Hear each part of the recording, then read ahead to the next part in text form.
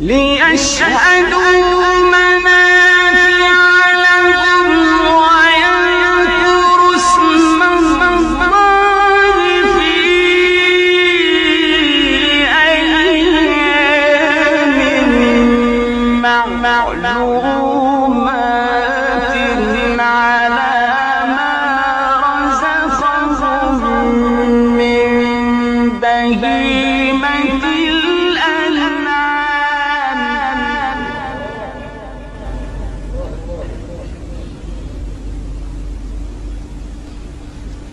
فكلوا منها وأطعموا البائس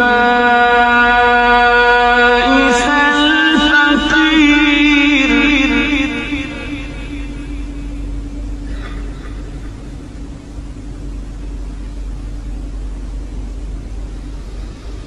ثم ليقضوا تفثهم وليوفوا نذورهم وليطوفوا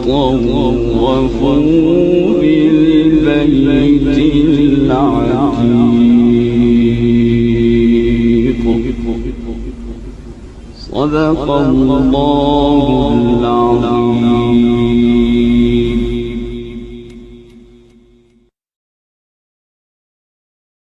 اقرأ وخيا